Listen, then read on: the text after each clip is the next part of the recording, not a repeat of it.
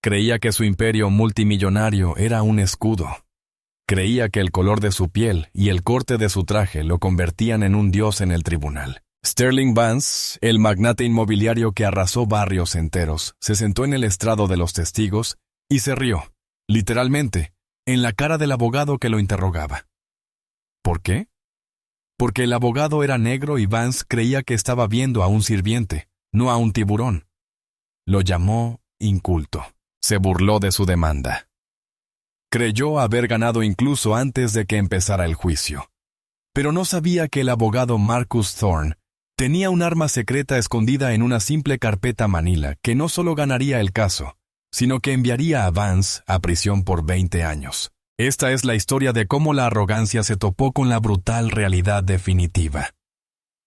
El aire en la sala 4B del Tribunal Superior del Condado de Suffolk estaba viciado, con olor a cera para pisos y a vieja ansiedad. Era el tipo de sala donde los sueños iban a morir, generalmente enterrados bajo montañas de papeleo e indiferencia burocrática. Pero hoy, el ambiente era electrizante.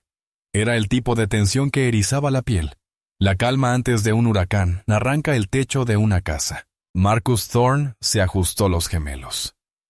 Eran de oro, grabados con las iniciales de su abuelo. Un hombre que había limpiado pisos en este mismo edificio hacía 50 años. Marcus medía 1,88. Su postura era impecable. Su traje gris oscuro estaba confeccionado a la perfección. No miró a la galería, no miró a la prensa. Mantenía la vista fija en la mesa de caoba frente a él, organizando sus archivos con la precisión de un cirujano preparándose para cortar. Al otro lado del pasillo estaba la defensa, y en el centro de ese costoso grupo estaba Sterling Vance. Vance era un hombre que ocupaba espacio. Tenía unos 50 y tantos años, el pelo canoso, bronceado tras una excursión reciente a San Bartolomé, y vestía un traje azul marino a medida que costaba más que el coche de Marcus. Vance no era solo un promotor inmobiliario, era un gigante del sector inmobiliario de Boston. Era el director ejecutivo de Vance Dominion, una empresa que estaba siendo demandada por negligencia catastrófica que provocó el derrumbe del centro comunitario Harbor View, donde 12 niños resultaron heridos y se destruyó el único lugar de encuentro de un histórico barrio minoritario. La acusación era simple. Vance había usado acero de baja calidad para ahorrarse $3 millones, a sabiendas de que era peligroso. Su defensa era igual de simple. Era una mentira, una extorsión, un intento desesperado de la comunidad urbana por obtener una indemnización. Mírenlo, le susurró Vance a su principal consejero, Richard Holloway. Holloway era un hombre frenético y calvo que parecía no haber dormido desde que comenzó la fase de descubrimiento de pruebas. «Baja la voz, Sterling», susurró Holloway revolviendo papeles. «El jurado está entrando».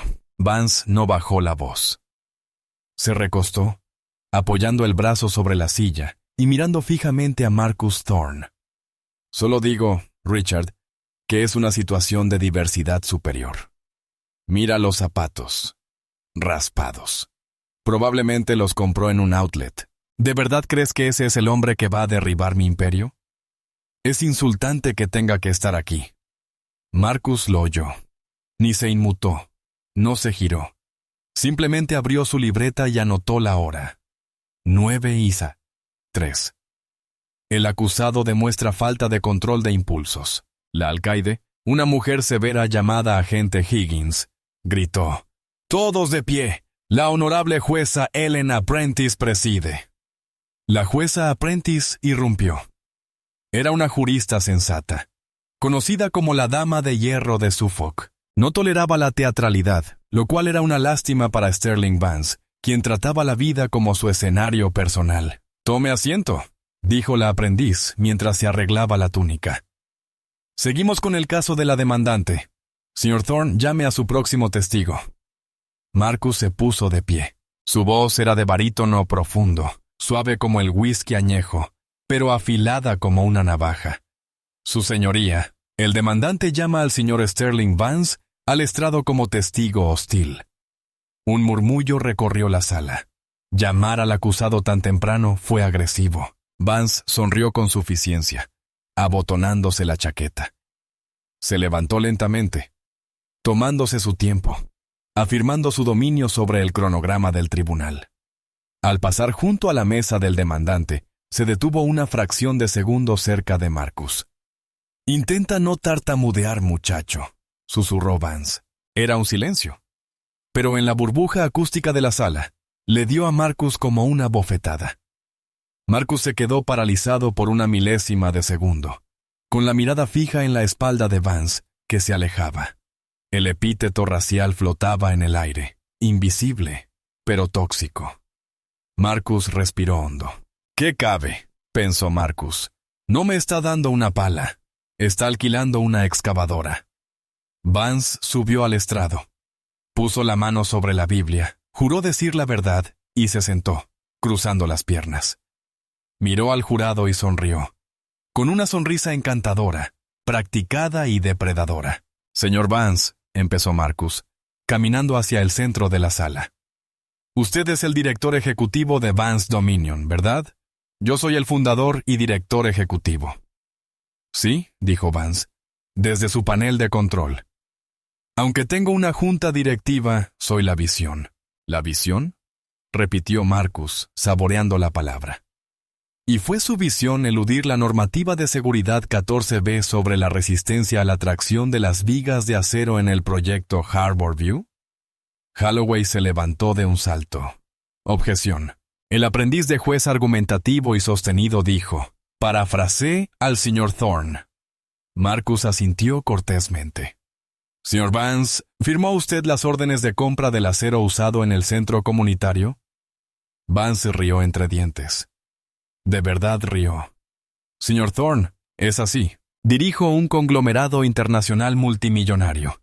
¿Crees que me paso el día revisando recibos para ver qué hay de cierto?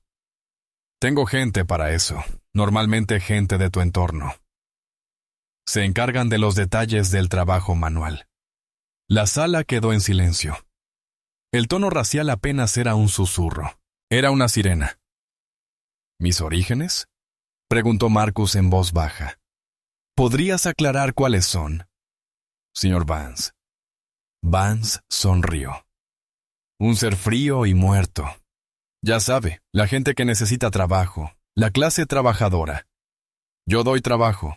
Señor Thorne, debería agradecerme, no demandarme». El juez Apprentice se inclinó hacia adelante. «Señor Vance, responderá a la pregunta y se abstendrá de comentar sobre los antecedentes del consejo. ¿Entendido?» Vance hizo un gesto de desdén al juez. «Solo intento ayudarlo a entender cómo funcionan los negocios, su señoría. Parece un poco desorientado». Marcus miró sus notas. No estaba enojado. Estaba calculando. Vance era arrogante, sí, pero la arrogancia hace que la gente sea descuidada. Y Marcus necesitaba que Vance fuera muy descuidado para lo que venía después.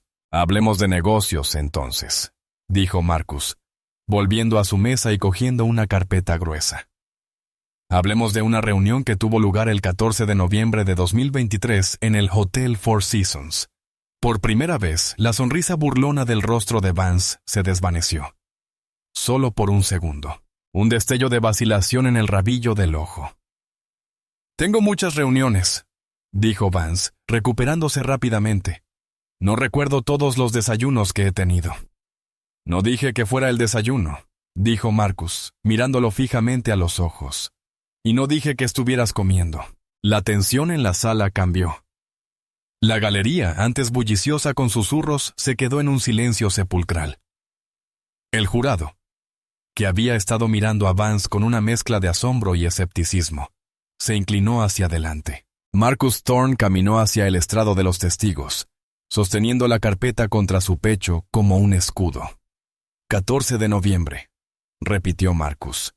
¿No recuerdas una reunión con el señor Tobias Gray, tu director financiero en aquel entonces? Vance se removió en su asiento. Se ajustó la corbata de seda. Tobias. Me reunía con Tobias todos los días. Era mi director financiero. Si nos reuníamos en el Four Seasons, Probablemente sería para hablar de nuestras proyecciones trimestrales, de la gobernanza corporativa estándar, algo que podrías aprender si alguna vez trabajas para una empresa de verdad. Otra puya, otro insulto. Marcus lo ignoró por completo. ¿Entonces admites que estuviste allí?, preguntó Marcus. No admito nada. Dije que es posible, Vance espetó. ¿Cuál es el propósito de esta expedición de pesca? Se aclara la garganta. Me cobras por hora, porque te aseguro que mi tiempo vale mucho más que el tuyo. Marcus se volvió hacia el juez. Su señoría, se concede permiso para acercarse al testigo con la prueba C. Marcus se acercó y colocó una hoja de papel frente a Vance. Era una cadena de correos electrónicos impresa. ¿Reconoce esta dirección de correo electrónico, señor Vance? King Midas Vance Dominion. Com. Una oleada de risas recorrió la sala ante la arrogancia del correo electrónico. El rostro de Vance enrojeció levemente. Es un antiguo alias de correo privado. Sí, lo usaba de vez en cuando. Lee la sección resaltada, por favor, ordenó Marcus. Vance cogió el papel con 2 dedos como si estuviera sucio. Entrecerró los ojos, fingiendo aburrimiento.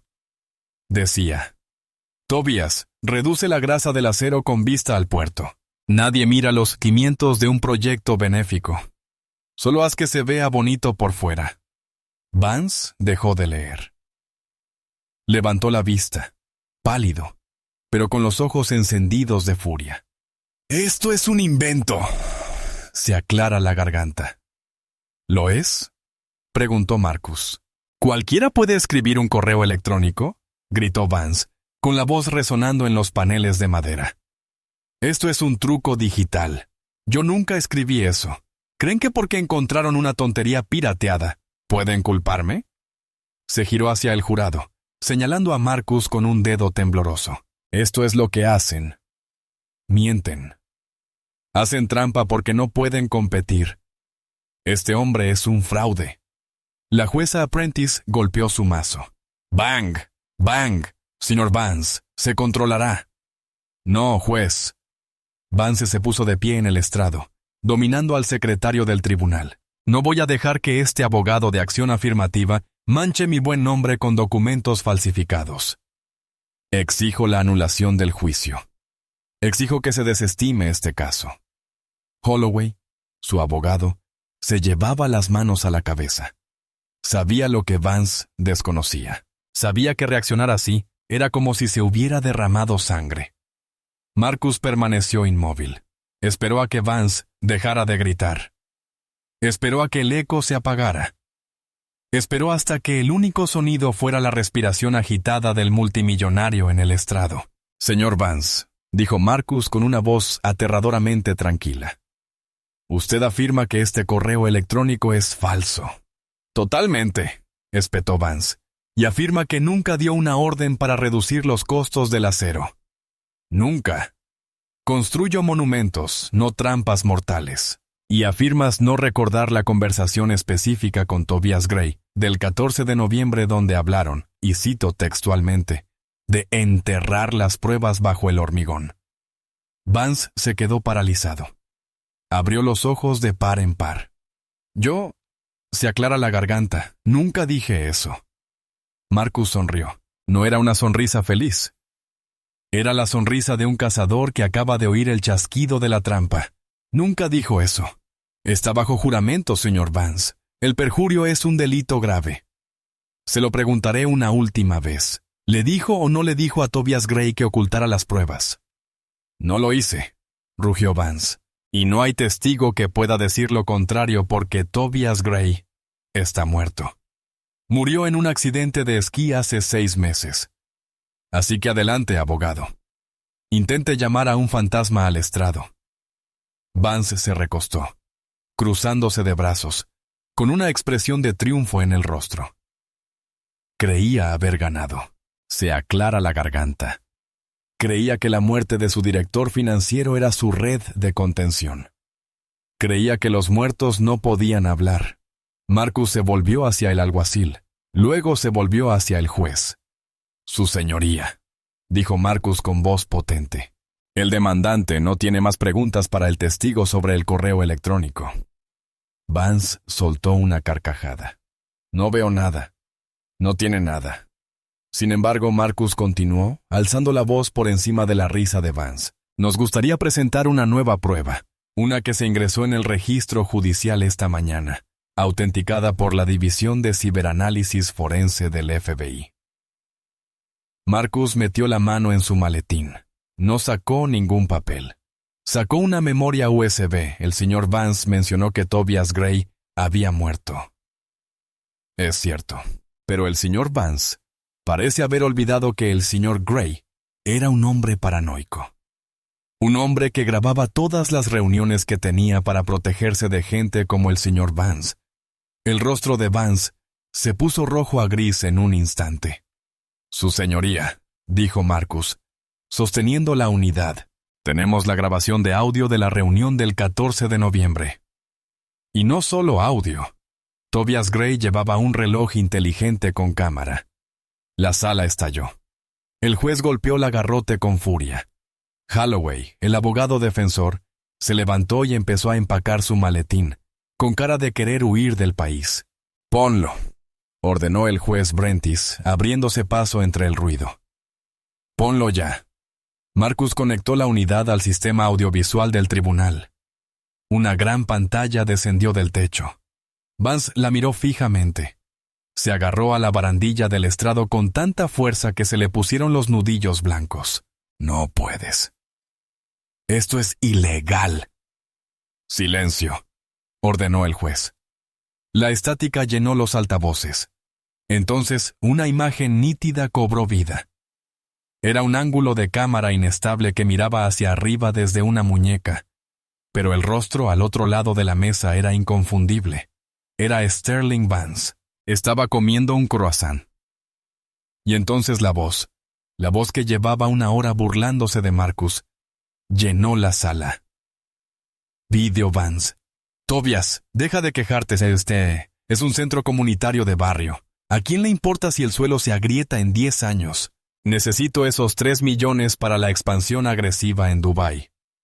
Usa el acero barato. Si el inspector te lo pide, sobórnalo. Si no acepta el soborno, entiérralo. O mejor aún, entierra los informes negativos en la pata de cemento. Literalmente, nadie desentierra los cimientos una vez que están establecidos». El video se cortó a negro. El silencio en la sala era denso, sofocante y absoluto. Marcus miró a Vance. Vance parecía como si estuviera sufriendo un derrame cerebral. Abría y cerraba la boca, pero no emitía ningún sonido. La arrogancia había desaparecido. El privilegio había desaparecido. Solo quedaba un criminal capturado en resolución 4K. Marcus se acercó al micrófono, y su voz se redujo a un susurro que los micrófonos captaron y amplificaron por todos los rincones de la sala. «Señor Vance, estaba diciendo algo sobre mis orígenes, sobre cómo la gente como yo no es lo suficientemente inteligente para su mundo». Vance tembló. Una gota de sudor le resbaló por la sien. «Creo», dijo Marcus, volviéndose hacia el jurado, «que gente como yo somos quienes acabamos de acabar con su carrera». El silencio que siguió al video no duró mucho. Lo rompió el caótico roce de las patas de una silla cuando Richard Holloway, el abogado de Vance, prácticamente saltó por encima de su propia mesa. «¡Objeción! ¡Objeción, su señoría!», gritó Holloway, con la cara empapada de sudor. «Propongo la desestimación. Este archivo digital no se compartió en el proceso de descubrimiento. Este es un juicio por emboscada. Es una violación de las reglas federales de procedimiento civil. Mi cliente ha sido tomada por sorpresa». La jueza Prentice bajó la mirada, observando a Holloway por encima de sus gafas. Parecía una abuela decepcionada. Si su abuela tenía el poder de enviarlo a una prisión federal. «Sr. Holloway», dijo la jueza en voz peligrosamente baja.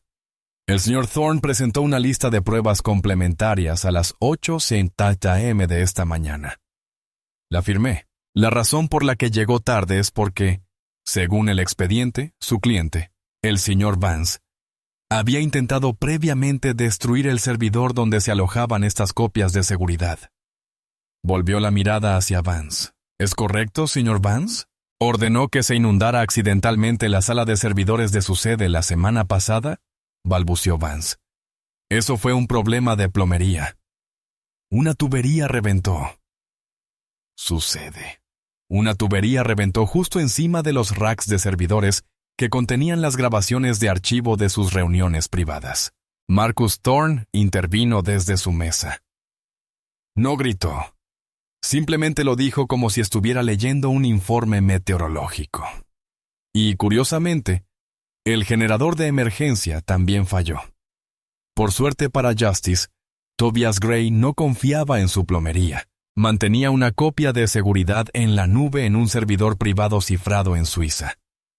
El FBI tardó 6 meses en descifrar la clave. Terminaron anoche. ¡Esto es una trampa!, gritó Vance, golpeando con la mano la barandilla del estrado. Hackeaste la propiedad privada de un difunto. Era de su patrimonio, respondió Marcus con calma. Su viuda, la señora Gray, estaba muy dispuesta a ayudar. Sobre todo después de que le cortaras la pensión a su marido al día siguiente de su funeral. El jurado se quedó sin aliento. 12 pares de ojos se abrieron de par en par. La narrativa cambiaba rápidamente. Vance ya no era solo un constructor negligente, era un monstruo que robaban a las viudas. «Esto es irrelevante», gritó Holloway, intentando recuperar el control. «El video podría ser una falsificación. La IA está en todas partes. Exigimos un análisis experto». «Ya está hecho», dijo el juez Apprentice, sosteniendo un documento grueso. La división cibernética del FBI lo verificó y autenticó. Los metadatos coinciden con la fecha. La huella de voz coincide con la del señor Vance, con un 99,9% de probabilidad. Se deniega la moción. La evidencia se mantiene. Vance miró a su abogado. La mirada era de odio puro y duro. «Arreglen esto». Vance siseó tan fuerte que la primera fila lo oyó. «Te pago $5,000 la hora, imbécil incompetente. Arregla esto o te arruinaré». Holloway se encogió. Sabía que se había acabado, pero Vance no. Vance poseía la ilusión única de los ultrarricos, la creencia de que la realidad se podía negociar. Dijo el juez. «Por favor, continúe con su contrainterrogatorio». Marcus regresó al centro de la sala. Aún no parecía triunfante. Parecía concentrado. El video era la daga, pero necesitaba retorcerla para asegurarse de que la herida fuera mortal. «Señor Vance», dijo Marcus, «en el video usted mencionó que si el inspector hacía preguntas, lo sobornaría. ¿Lo recuerda?» Era una figura retórica. Vance se burló, recuperando algo de compostura. Charla de negocios. Hipérbole. «Nunca he sobornado a nadie en mi vida». ¿De verdad? Marcus se giró hacia la puerta de la sala. «Su señoría, me reservo el derecho a llamar al señor Vance más tarde. En este momento, quisiera llamar a un testigo de refutación sorpresa, uno que ha estado bajo custodia protectora hasta esta mañana». La mirada de Vance se dirigió a la puerta. Parecía nervioso. «¿Quién?», susurró Vance. «El demandante llama al señor Arthur Pye», anunció Marcus. La sangre desapareció del rostro de Sterling Vance tan rápido que parecía una estatua de cera. «Arthur Pye. Él se aclara la garganta. Inspector de Seguridad Municipal. El hombre que Vance había afirmado que fue minucioso y profesional en su declaración inicial. El hombre que había aprobado el proyecto de la vista al puerto». Las puertas se abrieron. Entraron 2 alguaciles. Entre ellos caminaba un hombre pequeño y tembloroso con un traje barato. Arthur Pym parecía aterrorizado. No miraba a Vance. Mantuvo la vista fija en el suelo mientras lo llevaban al estrado. Vance se puso de pie. «Es un mentiroso. Diga lo que diga, es un mentiroso. No le pagué nada». «Siéntese, señor Vance», gritó el juez Apprentice, golpeando la verja. Un arrebato más, y lo acusaré de desacato, y lo apartaré de su propio juicio. Vance se sentó, pero respiraba con dificultad y jadeaba. La trampa no solo se había cerrado, sino que lo arrastraba hacia la oscuridad. Arthur Pym prestó juramento. Era un hombre que parecía haber cargado una pesada piedra durante 2 años. Bebió 3 vasos de agua antes de poder hablar. El señor Pym Marcus preguntó con suavidad: ¿Cuál era su ocupación en 2023? Era el inspector principal de seguridad del Distrito 9, susurró Pym. ¿Y usted inspeccionó el centro comunitario Harbor View? Visité el lugar. Sí. ¿Inspeccionaste el acero? Pym rompió a llorar. No era un sollozo teatral. Era el llanto silencioso y entrecortado de un hombre que había visto a niños sufrir por su cobardía. No revisé el acero. ¿Por qué no?, preguntó Marcus. ¿Por qué?, dijo Pym, limpiándose la nariz con un pañuelo. Porque el señor Vance me dijo que si no firmaba el papel, se aseguraría de que perdiera mi trabajo. Dijo que tenía amigos en la alcaldía. Dijo que me llenaría de papeleo hasta que no pudiera alimentar a mis hijos. ¿Te ofreció algo más? Sí. Pym asintió. Me dio un sobre. Contenía $10,000 en efectivo y llaves. ¿Llaves de qué? Un condominio en Florida a nombre de una empresa fantasma. Marcus se acercó a su mesa y recogió la escritura. ¿Es este el condominio? Unidad 404 Palm Beach Towers. Registrado a nombre de Blue Horizon LLC. Sí. Pym sollozó. ¿Y quién es el dueño de Blue Horizon LLC? Marcus se giró hacia el jurado mostrando un documento. Según el registro estatal de Florida, el único propietario de Blue Horizon LLC es Sterling Vance. La sala del tribunal estalló de nuevo, pero esta vez no fue conmoción, sino ira. El jurado miraba a Vance con abierta hostilidad. La prensa, en la última fila, tecleaba frenéticamente en sus portátiles. La noticia ya estaba circulando en Internet. La exposición de Vance era tendencia en Twitter. Alerta bursátil. El valor de mercado de Vance Dominion se desploma un 18% en las operaciones intradía. Dentro de la sala, la realidad de la situación finalmente atravesaba la armadura de Sterling Vance. Ya no luchaba por su dinero. Luchaba por su libertad. Y como un animal acorralado, decidió morder. Vance se levantó bruscamente. Empujó con fuerza en el pecho a su abogado, Richard Holloway. Holloway se tambaleó hacia atrás, tirando una imagen de agua. «¡Está despedido!», le gritó Vance a Holloway. «Fuera de mi vista. Es un inútil».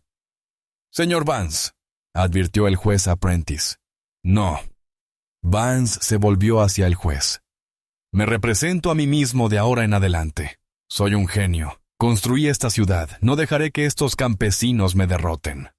Vance, te lo desaconsejo encarecidamente», dijo la jueza Apprentice, con el rostro sombrío. «Te enfrentas a una grave responsabilidad civil y a una posible denuncia penal. No necesito el consejo de una mujer que probablemente consiguió su trabajo por un sistema de cuotas». Vance gruñó.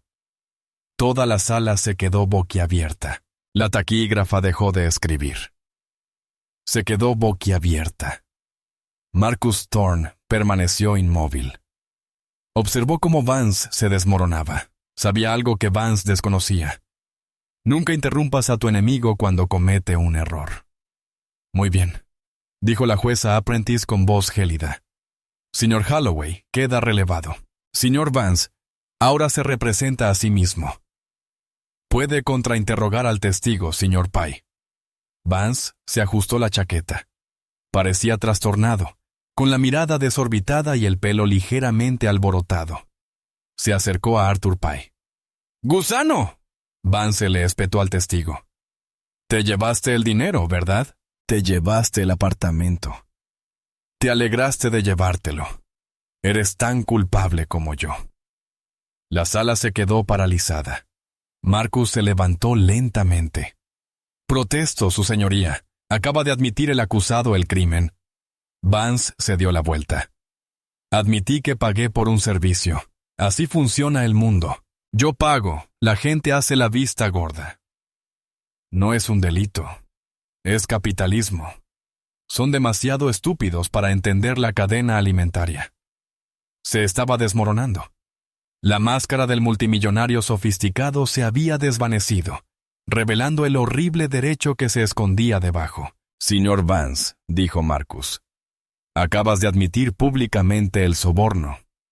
Admití que conseguí resultados, gritó Vance, porque soy importante, porque importo. Esos chicos, esas personas en ese centro, no importan, no aportan nada. Yo creo valor. Soy la víctima aquí. El juez Apprentice miró al jurado. Parecían dispuestos a escoltar personalmente a Vance a una celda. Señor Vance, dijo el juez, ¿tiene alguna pregunta para el testigo o simplemente va a seguir incriminándose? Vance se burló. Ya terminé con él. Sáquelo de aquí. Señor Thorne, dijo el juez, ¿tiene más testigos? Solo uno, su señoría, dijo Marcus. Miró a Vance, que ahora caminaba de un lado a otro detrás de la mesa de la defensa como un tigre enjaulado. Llamo a la señora Ellen Vance. Vance dejó de caminar. Se giró lentamente. ¿Quién? Tu exesposa, dijo Marcus. Las puertas se abrieron de nuevo. Entró una mujer alta y elegante. No se parecía en nada a las esposas maltratadas que suelen verse en estos dramas. Parecía poderosa. Llevaba un vestido rojo, el color de la guerra. Vance parecía aterrorizado por primera vez desde que comenzó el juicio. Ella firmó un acuerdo de confidencialidad. No puede hablar. El acuerdo de confidencialidad cubre su matrimonio, dijo Marcus, dirigiéndose al juez. No cubre las conspiraciones para cometer fraude ni el homicidio involuntario. La señora Vance se acercó a nosotros. Tiene documentos guardados en una caja fuerte en su casa compartida. Documentos anteriores al divorcio. La señora Vance testificó. Miró a su exmarido con una sonrisa fría y satisfecha.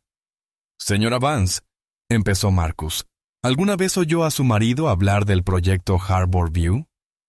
Muchas veces, dijo con voz nítida. Él solía reírse de ello en las cenas. Lo llamaba el vertedero. Decía que usaba acero de alta calidad porque la gente de allí no notaría la diferencia hasta que se les cayera el techo encima.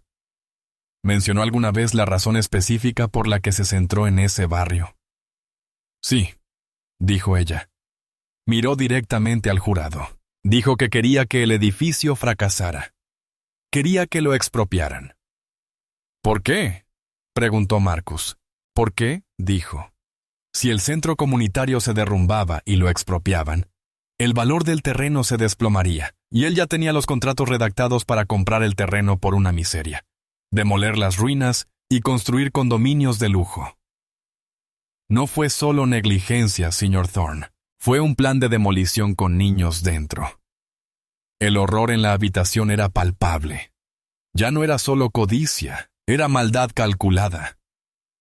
Vance gritó. Es una mentirosa. Está amargada porque la dejé por una modelo de 20 años. En realidad, Sterling, dijo la señora Van con calma por el micrófono, no me dejaste. Yo te dejé. Y me llevé copias de tu diario del plan de demolición. Sacó un cuaderno negro de su bolso. Prueba F, dijo Marcus. El diario. Vance se abalanzó. De verdad se abalanzó. Saltó por encima de la mesa de la defensa, corriendo hacia el estrado de los testigos, buscando a su exesposa o el libro. ¡Nadie lo sabía! ¡Deténganlo!, gritó la jueza Apprentice. La agente Higgins, la alguacil, no dudó. Derribó a Sterling Vance en el aire. Cayó al suelo con un golpe sordo. El multimillonario, el magnate, el hombre que se creía un dios, quedó inmovilizado contra la alfombra sucia de la sala, esposado por una mujer que probablemente ni siquiera creía que valiera un salario mínimo. «¡Suélteme!», gritó Vance, con la cara pegada al suelo. ¿Sabe quién soy? Soy Sterling Vance. Marcus Thorne se acercó. Se quedó de pie junto a Vance, mirándolo. Se ajustó los gemelos, los que le había dejado su abuelo, el conserje. «Sabemos exactamente quién es usted, señor Vance», dijo Marcus en voz baja. «Usted es el acusado y tiene derecho a guardar silencio. Le sugiero que finalmente lo use». La jueza golpeó su mazo. «Se revoca la fianza», ordenó. «Pongan al acusado bajo custodia de inmediato. Haremos un receso de 1 hora y luego el jurado deliberará». Mientras los alguaciles sacaban a un Vance gritando de la sala, arrastrando sus costosos zapatos de cuero italiano por el suelo. Marcus miró la galería, vio a las familias de las víctimas. Lloraban, abrazados. Pero por primera vez en 2 años, no eran lágrimas de desesperación, eran lágrimas de alivio. La arrogancia se había roto. Ahora comenzaría el castigo. El receso duró exactamente 1 hora, pero para los presentes en la galería, se sintió como una eternidad. Cuando las puertas de la sala 4B se abrieron de nuevo, la atmósfera se había transformado. El aire ya no estaba viciado. Estaba cargado de la eléctrica anticipación de la justicia. Sterling Vance fue llevado de vuelta. El cambio en su apariencia fue impactante. El traje azul marino a medida estaba arrugado. La corbata de seda había desaparecido. Se la quitó por peligro de asfixia, y sus muñecas estaban atadas con esposas de acero encadenadas a un cinturón. Esta vez no se pavoneó. 2 oficiales corpulentos lo hicieron entrar, cabizbajo, con el rostro convertido en una máscara de conmoción y una rabia impotente. Se sentó solo en la mesa de la defensa. Ningún abogado caro le susurró al oído.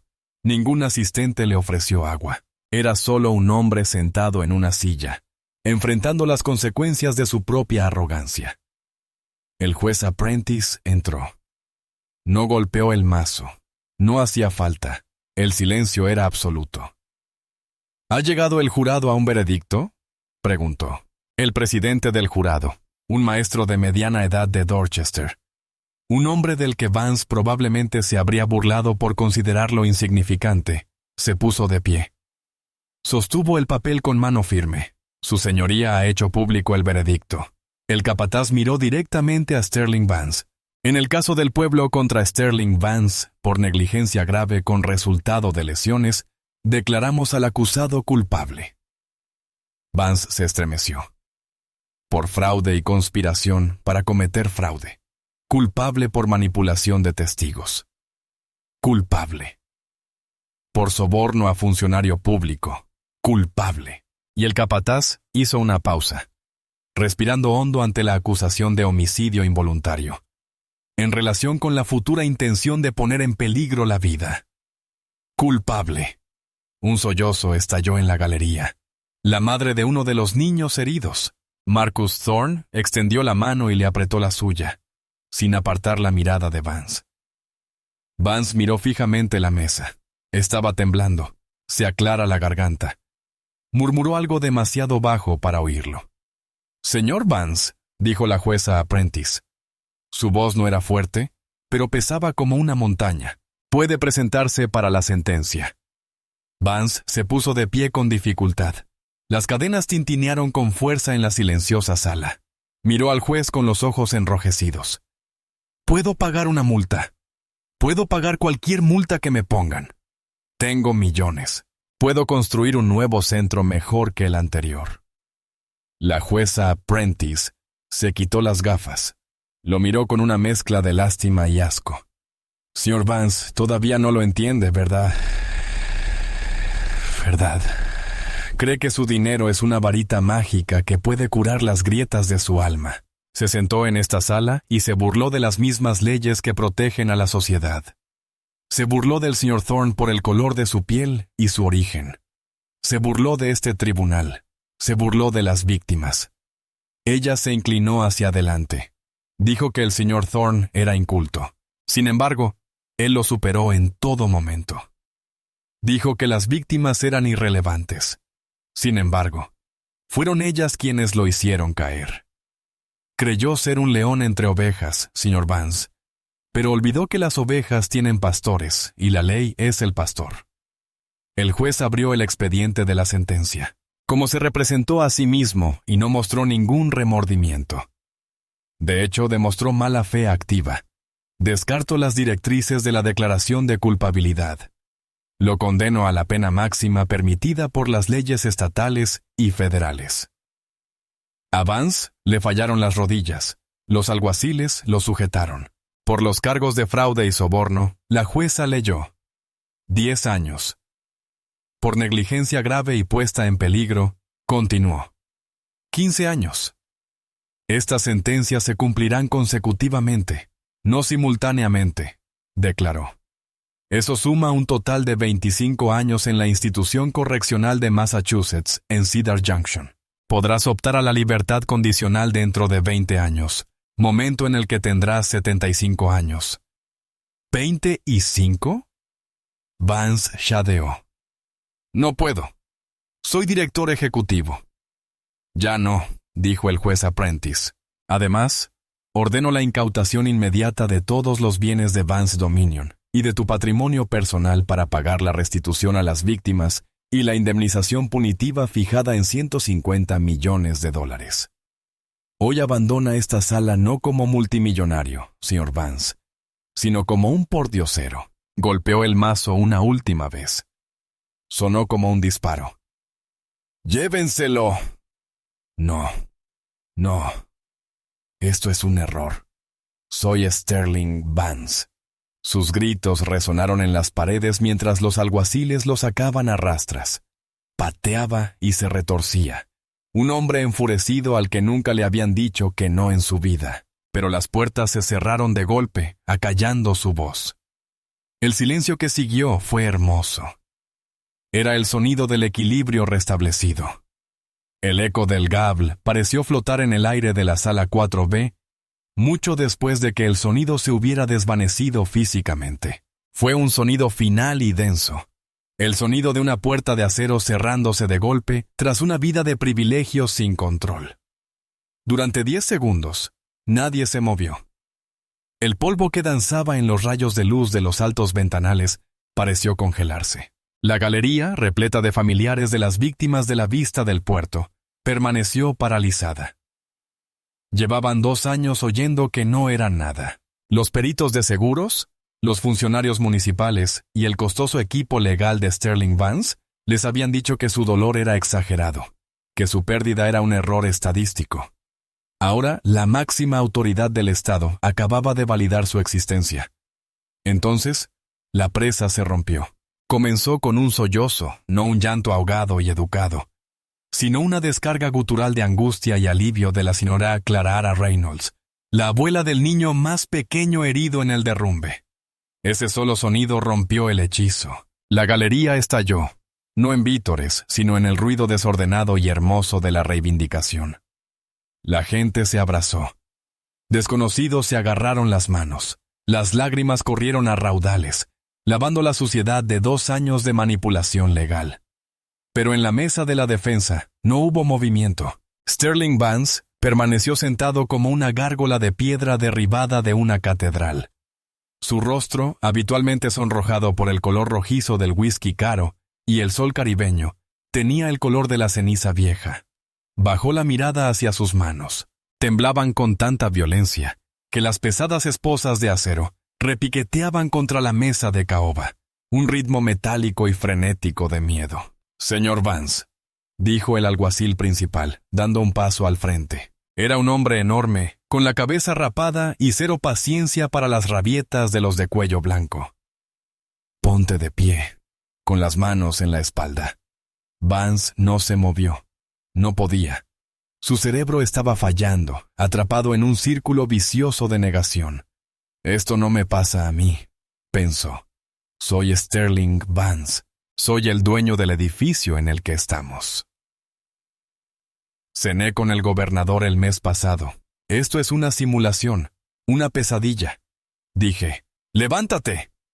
El alguacil ladró, agarrando a Vance por el bíceps. El contacto físico lo devolvió a la realidad. Se apartó bruscamente, con los ojos abiertos y frenéticos. «¡No me toques!», gritó Vance, con la voz quebrada en un falsete que sonó patético en la cavernosa habitación. «No puedes tocarme. ¿Sabes cuál es mi patrimonio? Puedo comprar tu fondo de pensiones. Exijo hablar con el Tribunal de Apelaciones. Exijo un teléfono. Ya no vas a comprar nada, amigo». El alguacil gruñó. Hizo girar a Vance con una eficiencia experta. El movimiento fue brusco, despojando a Vance del último atisbo de dignidad. El alguacil apretó aún más la cadena de la cintura. «¡Ay! ¡Qué fuerte! ¡Me haces daño!». Vance jadeó. Marcus Thorne observaba desde la mesa del demandante. Estaba preparando su maletín metódicamente. Metió el expediente. Vance Dominion contra el pueblo, en la ranura de cuero. Guardó su pluma estilográfica, una Montblanc que había ahorrado durante 3 años, y se la guardó en el bolsillo. Observó el forcejeo de Vance. No sintió alegría, no sintió la necesidad de regodearse. Sintió una profunda y pesada satisfacción, como bajar una roca que había estado cargando montaña arriba. «Señor Thorne», gritó una voz suave. Marcus se giró. Era la señora Reynolds. Estaba inclinada sobre la barandilla, con los ojos enrojecidos pero brillantes.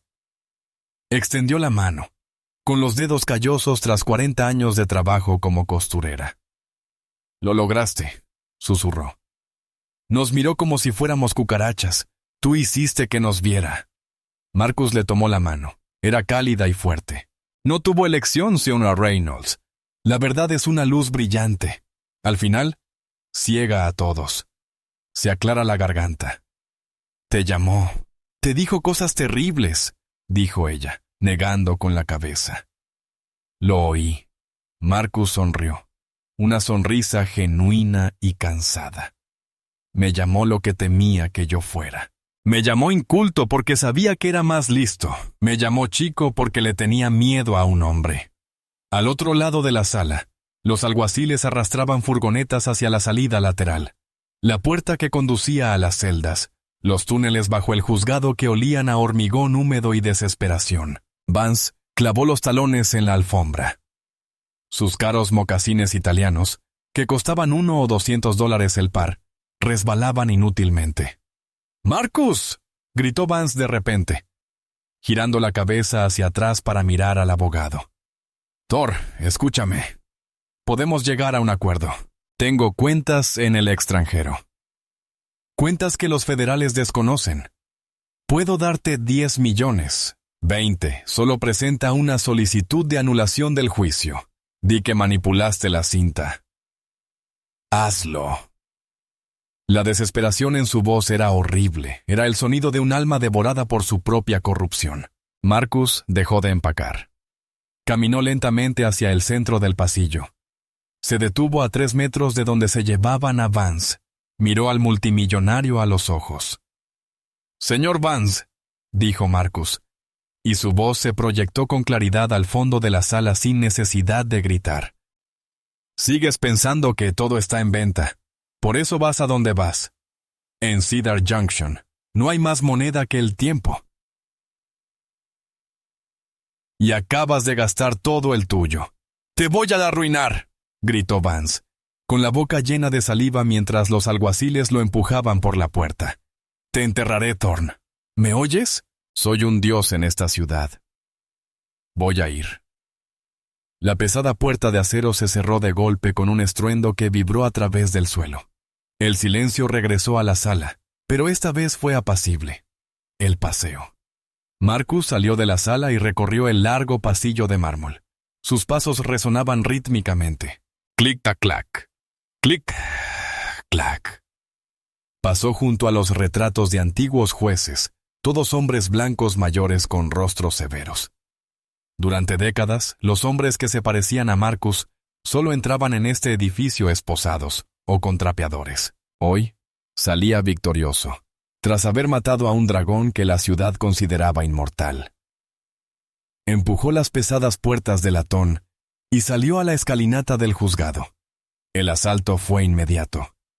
El sol de la tarde era cegador. agravado por el efecto estroboscópico de 100 flashes disparados a la vez. El rugido de la prensa fue como una ola física. Aquí, New York Times. ¿Marcus?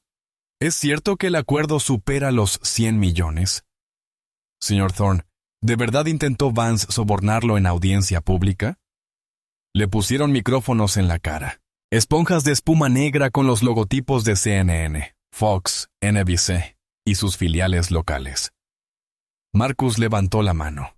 No gritó. Simplemente esperó. Su calma contrastaba marcadamente con el frenesí que lo rodeaba. Poco a poco, los reporteros se fueron calmando, presintiendo que estaba listo para hablar. Marcus se ajustó los gemelos, los de oro con las iniciales de su abuelo, J.T. Jeremiah Thorne. Un hombre que había barrido pisos en una fábrica propiedad de alguien como Vance. Un hombre que había muerto de complicaciones pulmonares, porque el dueño de la fábrica no le pagaba por una ventilación adecuada. Marcus se inclinó hacia el grupo de micrófonos. Sterling Vance construyó su imperio sobre una simple creencia errónea. Marcus comenzó, con voz profunda y firme. Creía que la riqueza era un escudo. Creía que, como vivía en un ático y mis clientes en viviendas sociales, su vida importaba más. Creía que podía ahorrar con acero y hormigón, porque la gente bajo esos techos era invisible. Marcus hizo una pausa, mirando directamente a la lente de la cámara de televisión más cercana. Estaba sentado en esa sala y se rió. Se burló de mi ropa. Se burló de mi educación. Se burló del color de mi piel. Creía que esas cosas lo hacían superior. Pero la arrogancia es un abrigo pesado, y con el tiempo te hunde. El señor Thorne, reportero del Boston Globe, gritó. ¿Cuál es su mensaje a otros promotores inmobiliarios que podrían estar ahorrando? La mirada de Marcus se endureció. Mi mensaje es simple. Miren a Sterling Vance. Hoy llegó aquí convertido en multimillonario. Esta noche duerme en una jaula, y cada centavo que acumuló servirá para reconstruir las vidas que intentó destruir. Si crees que estás por encima de la ley, recuerda esto. La verdad tiene un alcance muy amplio y es increíblemente paciente. No nos pongas a prueba, asintió con firmeza. Gracias. Ignorando las preguntas a gritos, Marcus bajó las escaleras. No se subió a una limusina. Caminó hacia su sedán plateado, un coche de 5 años con una abolladura en el parachoques trasero. Subió, arrojó su maletín en el asiento del copiloto y exhaló. Una respiración larga y temblorosa. Arrancó el motor. Al arrancar, miró por el retrovisor. Vio el juzgado alejarse, enorme y gris. Se tocó el gemelo de la muñeca. «Lo tenemos, Jeremiah», susurró al coche vacío. «Por fin conseguimos uno». El descenso. Mientras Marcus conducía hacia el atardecer, Sterling Vance disfrutaba de un viaje muy diferente. Iba encadenado en la parte trasera de una furgoneta sin ventanas. El aire acondicionado estaba roto y la caja metálica olía a sudor, orina y óxido. No estaba solo. Frente a él estaba sentado un joven con tatuajes en la cara y una mirada de indiferencia y aburrimiento. Vance estaba hiperventilando. Intentaba consultar la lista de contactos en su mente. El gobernador. Doné a su campaña. El senador Williams. Le dejé usar el avión. ¿Quién más? El comisario de policía.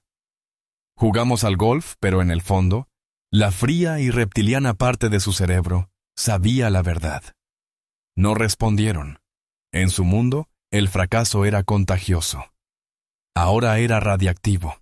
La furgoneta aminoró la marcha. Los sonidos de la ciudad, las bocinas, el tráfico, la vida, se desvanecieron, reemplazados por el rechinar de engranajes pesados. Un crujido. Las puertas exteriores sisean. El aire se rompe. Las puertas traseras se abren. No era el Four Seasons. Era la sala de admisión del Centro de Máxima Seguridad de Cedar Junction. ¡Fuera! Un guardia gritó. «Muévanse, señoras». Vance salió tambaleándose con las piernas entumecidas. El suelo de hormigón estaba frío. La iluminación era dura, con tubos fluorescentes zumbantes que hacían que todos parecieran cadáveres. ¿Nombre?, preguntó el oficial de admisión, sin levantar la vista del portapapeles. Sterling Vance, dijo, intentando recuperar su voz de director ejecutivo. Y exijo ver al director inmediatamente.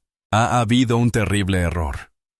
El oficial levantó la vista, masticó su chicle lentamente. Vance, ¿verdad?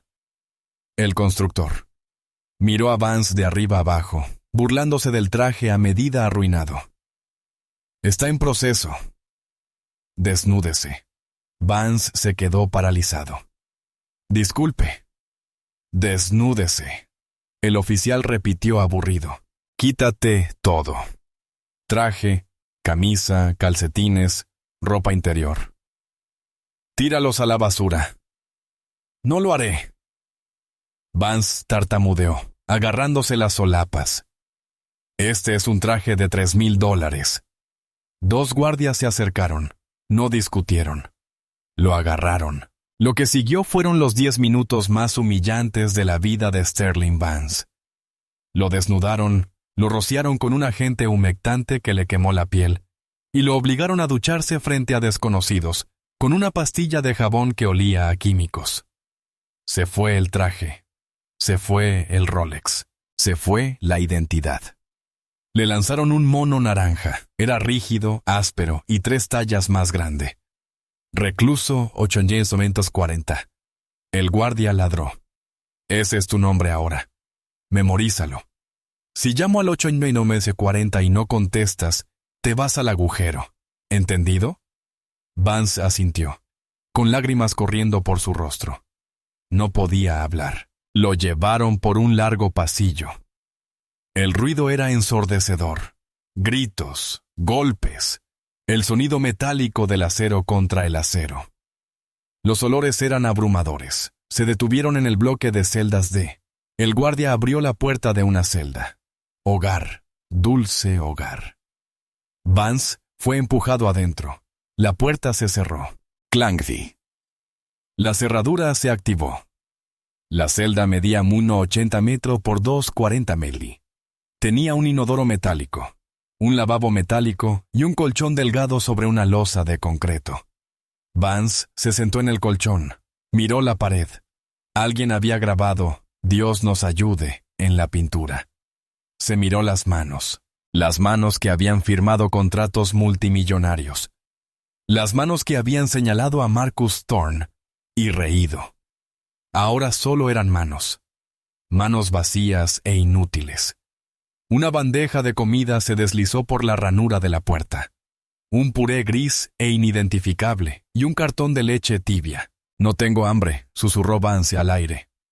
A nadie le importa. Una voz desde la celda de al lado respondió a gritos. «Cómelo o lo harán las ratas». Sterling Vance, el amo del universo, se acurrucó en el delgado colchón, juntó las rodillas contra el pecho y lloró. Lloró no porque lamentara a los niños a los que lastimó. Lloró no porque lamentara el acero que no compró. Lloró porque, por primera vez en su vida, era exactamente lo que había acusado a Marcus Thorne de ser. Era impotente. Y esa, damas y caballeros, es la brutal realidad del karma instantáneo. Sterling Vance dedicó toda su vida a construir una torre de oro sobre una base de mentiras, creyendo que su estatus lo hacía intocable. Creyó que podía juzgar a un hombre por sus antecedentes e ignorar la seguridad de una comunidad que consideraba inferior. Pero al final, no fue su dinero lo que decidió su destino. Fue la innegable verdad que pronunció el mismo hombre del que se burlaba. Es un poderoso recordatorio de que la arrogancia a menudo es solo una máscara para la inseguridad, y que el verdadero poder no reside en menospreciar a la gente. Surge de defenderlos. Vance perdió su libertad, su fortuna y su nombre. Todo por subestimar algo contra lo que nunca se debe apostar. La justicia. Antes de irte, si te gustó esta historia de arrogancia destruida por los hechos, por favor, dale a me gusta. Realmente ayuda al algoritmo a compartir estas historias con más gente. Comparte este video con un amigo que disfrute viendo cómo un acosador recibe su merecido. Y si aún no lo has hecho, suscríbete y activa la campanita para no perderte nuestra próxima historia de drama de alto riesgo y justicia judicial. ¿Qué opinas? ¿Vance recibió suficiente tiempo o debería haber recibido cadena perpetua? Cuéntamelo en los comentarios. Los leí todos. Gracias por ver y nos vemos en el próximo.